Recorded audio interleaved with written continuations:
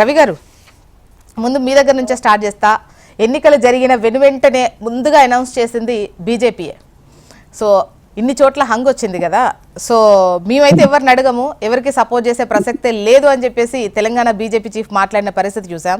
కానీ చాలా చోట్ల సిచ్యువేషన్ చూస్తూ ఉంటే కాంగ్రెస్ బీజేపీ జట్టు కట్టినటువంటి పరిస్థితి కూడా కనిపిస్తోంది. సో ప్రాంతీయ పార్టీతో లేదా బీఆర్ఎస్తో బీజేపీ జట్టు కట్టిందంటే మేబీ ఛాన్సెస్ ఉంటాయేమో, అటువంటి పరిస్థితులు ఉంటాయేమో. కానీ కాంగ్రెస్ బీజేపీ కూడా జట్టు కట్టి ముందుకెళ్తున్న పరిస్థితి. అంటే గతంలో కూడా కొన్ని సందర్భాల్లో ఇవి జరిగాయి, బట్ ఎన్నికలకు ముందు మరి ఇది ఫ్రెష్ కదా. చెప్పండి. నమస్తే మీకు ప్రేక్షకులకి, ప్యానెల్ లో ఉన్న మిత్రులందరికీ కూడా నమస్తే. అయితే ఇది చూస్తున్నారు ఎట్లా ఉంటుంది అంటే, స్థానిక సంస్థల్లో ఆ స్థానికంగా ఎలక్షన్స్ కంటే ముందు కూడా కొన్ని అడ్జస్ట్మెంట్స్ ఉంటాయి.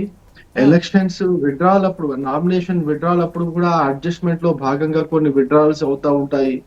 దాని తర్వాత ఎలక్షన్స్ అయిన తర్వాత కూడా, అంటే ఈ టైంలో కూడా కొన్ని అడ్జస్ట్మెంట్ జరుగుతూ ఉంటాయి స్థానికంగా. ఇప్పుడు చూడండి, మున్సిపాలిటీలో ఒక్కొక్క వార్డ్ లో ఎన్ని ఓట్స్ ఉంటాయండి? దాదాపు తక్కువలో తక్కువ 750 ఓట్ల నుంచి అది 2000, 3000 ఓట్లు దాకా ఉంటాయి అంతే. ఆ 750 ఓట్లు ఉన్నటువంటి ఒక్క డివిజన్ లో 3 పార్టీల అభ్యర్థులు ప్లస్ ఇండిపెండెంట్స్ వీళ్ళందరూ పోటీ పడితే ఒక్కొక్క అభ్యర్థికి వచ్చే ఓట్లు, యావరేజ్ గా చెప్తున్నాను, ఒక్కొక్క అభ్యర్థికి వచ్చే ఓట్లు 100-150 ఓట్లు అంతే. అంటే ఇవి గ్రామాల్లో జరిగేటువంటి వార్డు మెంబర్ ఎన్నికల్లో జరిగేటువంటి పోలింగ్ తో సమానం అన్నమాట. సో అంత తక్కువ ఓటింగ్ జరిగినప్పుడు అంత 100-150 ఓట్లతో, అందులో 10 ఓట్లు 17 ఓట్ల తేడాతో అభ్యర్థుల భవిష్యత్తు అటు తారుమారు అవుతుంటుంది అనమాట. ఇటువంటి సమయంలో చిన్న మున్సిపాలిటీలో ఆ చిన్న అడ్జస్ట్మెంట్స్ అనేది కామన్, దాంట్లో జరుగుతూ ఉంటుంది. అది ఏ పార్టీ అడ్జస్ట్మెంట్ లా అనేది చెప్పలేము మనం. అది ఇప్పుడు చూడండి, ఎన్నికలు జరిగిన వెంటనే ఎంతో మంది బీఆర్ఎస్ అభ్యర్థులు, ఎంతో మంది స్వతంత్ర అభ్యర్థులు పార్టీలు మారారు. బీఆర్ఎస్ అభ్యర్థులు ముఖ్యంగా చూస్తే కాంగ్రెస్ లోకి మారారు, కాంగ్రెస్ అభ్యర్థులు బీఆర్ఎస్ లోకి మారారు, స్వతంత్రులు అనేక మంది కాంగ్రెస్ లో, బీఆర్ఎస్ లో, బీజేపీలో కూడా చాలా మంది స్వతంత్ర అభ్యర్థులు చేరినారు. ఇవన్నీ కూడా ఎన్నికల్లో వచ్చేది. అసలు యాక్చువల్ గా ఈ ఎలక్షన్ లో వార్డు మెంబర్స్ కి ఒక గౌరవం, ఒక కౌన్సిలర్ అనే ఒక గౌరవం తప్పితే వాళ్ళకు పెద్ద అధికారంలో వాళ్ళకి ఇప్పుడు చూడండి, సర్పంచ్ కి వచ్చినట్టు చెక్ పవర్స్ ఏం రావు. ఇది ఈక్వల్ టు సర్పంచ్ కంటే వార్డు మెంబర్ కు ఉన్న అధికారాలు తప్పితే అంతకు మించి ఏమీ రావు. కానీ ఖర్చు చూస్తే, మీరు ఒకవేళ ఖర్చు చూస్తే, ఎన్నికల్లో వీళ్ళు చేసేటువంటి ఖర్చు చూస్తే మాత్రం విపరీతంగా పోతుంది. ఓటుకి 2000, 3000 రూపాయలు, 4000, కొన్ని ఇప్పుడు ఈ రిచ్ డిస్ట్రిక్ట్స్ అంటాం, ఈ సంగారెడ్డిలో కావచ్చు, రంగారెడ్డిలో కావచ్చు, ఉన్నటువంటి కొన్ని మున్సిపాలిటీల్లో మీరు చూసుకుంటే, ఇస్నాపూర్ కావచ్చు, చేవెళ్ళ కావచ్చు, మొయినాబాద్ కావచ్చు, ఇటువంటి శంకర్పల్లి కావచ్చు, ఇటువంటి డిస్ట్రిక్ట్స్ లో చూస్తే ఓటుకి 25,000 రూపాయలు, ఓటుకి 50,000 రూపాయలు ఇచ్చిన పరిస్థితి ఉంటుంది. అంతా ఒక్కొక్క అభ్యర్థి ఒక వార్డుకి 8 కోట్ల రూపాయలు ఖర్చు చేసి, అంటే గరిష్టంగా 8 కోట్ల రూపాయలు ఖర్చు చేసినటువంటి పరిస్థితి మనం చూస్తా ఉన్నాం. ఇటువంటి పరిస్థితుల్లో మనం ఎవరు ఎట్టుపోతున్నారు అనేది చెప్పలేము.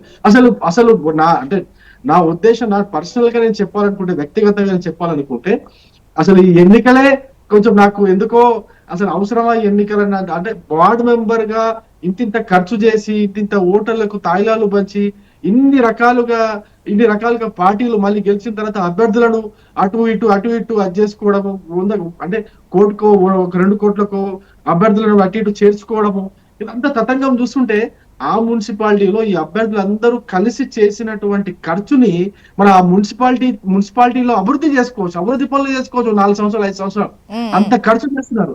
And at the same time ఈ పార్టీలో అభ్యర్థులను అటు ఇటు కొంటూ ఉంటారు కదా, చేర్చుకుంటూ ఉంటారు కదా, ఆ చేర్చుకునే డబ్బు మళ్ళీ ఇంకా అధికం. పోనీ అంతా అయిన తర్వాత మున్సిపల్ చైర్మన్ గా ఎన్నుకున్న తర్వాత వీళ్ళు ఇచ్చే తీర్మానాల్లో వీళ్ళకి ఏమైనా వాల్యూ ఉంటుందంటే, అసలు ఆ ఎమ్మెల్యే చెప్పింది, ఆ స్థానికంగా ఉన్నటువంటి ఎమ్మెల్యేనో, ఎంపీనో, లేకపోతే మినిస్టరో చెప్పిందే జరుగుతుంది. కానీ ఈ వార్డు మెంబర్లు, ఆ మున్సిపాలిటీ చైర్పర్సన్లు వీళ్ళు చెప్పింది ఏది కూడా జరగదు, ఏమీ కాదు. మరి ఎందుకు ఇంత ఇంట్రెస్ట్ చూపించి ఇంత పెద్ద ఎత్తున ఖర్చు పెడుతున్నారు? ఓన్లీ పేరు కోసమేనా? ఓన్లీ పేరు కోసమే, ప్రతిష్ట కోసమే, తప్పితే వేరే ఏం లేదు. ఒక ప్రతిష్ట కోసం. మీకు ఒక ఉదాహరణ చెప్తా. నిజామాబాద్ లో సరే, ఆ వర్కీ హోటల్స్ వాళ్ళు 8 కోట్ల రూపాయలు, 8 కోట్ల రూపాయలు బకాయి పే చేసింది. ఎందుకు? ఎక్కడ నామినేషన్ తిరస్కరిస్తారో అన్న ఒకే ఒక ఆవేదనతో ఆమె 8 కోట్ల రూపాయలు నామినేషన్ కంటే ముందు నామినేషన్ యాక్సెప్ట్ చేయాలని చెప్పేసి 8 కోట్ల రూపాయలు బకాయిలు పే చేసింది. అంటే దేనికోసం పే చేసింది? కేవలం పేరు కోసం. లేకపోతే ఎన్ని రోజులు మొండి బకాయి ఉన్నటువంటి ఆ 8 కోట్ల రూపాయలు మరి ఆ మున్సిపాలిటీకి మున్సిపల్ కార్పొరేషన్ 8 కోట్ల రూపాయలు వెంటనే అందినాయి కదా. నేనేమంటున్నానంటే ఇంత ప్రతిష్ట కోసం పేరు కోసం చూసి ఇన్ని వందల కోట్ల రూపాయలు ఒక మున్సిపాలిటీలో ఖర్చు చేయడం అనేది ఎంతవరకు సమంజసము. అదే ప్లస్ దాని తర్వాత మున్సిపల్ ఎలక్షన్స్ అయిన తర్వాత మళ్ళీ ఈ యొక్క చైర్మన్ ఎన్నిక కావచ్చు, వైస్ చైర్మన్ ఎన్నిక కావచ్చు, దీనికి మళ్ళీ అనేక రకాలుగా ట్రాన్సాక్షన్స్ జరగడము, ఇదంతా చూస్తుంటే దీంట్లో ఒక సిస్టమ్ వ్యవస్థ మారాల్సిన అవసరం ఉందని చెప్పేసి మాత్రం నేను చాలా గట్టిగా చెప్పగలుగుతాను. ఇందులో ముఖ్యంగా అతిపెద్ద తప్పిదం ఎవరి దగ్గర ఉంటుందంటే అండి, అధికారంలో ఉన్నటువంటి పార్టీ వాళ్ళు they play very major role అండి. ఎందుకంటే అధికారంలో ఉన్న వాళ్ళు మళ్ళీ అధికారం పట్టు నిలుపుకోవడానికి ఆ స్థానిక ఎమ్మెల్యే కావచ్చు, ఆ స్థానిక మంత్రి కావచ్చు విపరీతంగా ఖర్చు చేస్తున్నారు. దానికి హద్దు అదుపు లేకుండా పోతుంది. నేను ఒక చిన్న ఉదాహరణ చెప్తాను.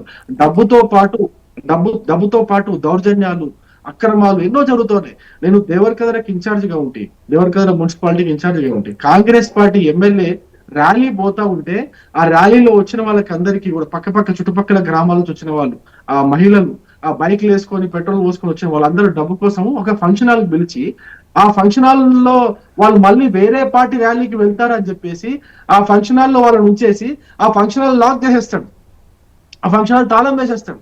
ఆ తాళం వేసి ఏం చేసి వాళ్ళు ఎవ్వరిని కూడా మళ్ళీ వేరే పార్టీ ర్యాలీకి పోకుండా చూస్తూ ఉంటాడు అనమాట. అంటే అదొక రకంగా దౌర్జన్యం. అలా చేయడం ఇట్లాంటి ఎన్నో ఉదాహరణలు ఉన్నాయి.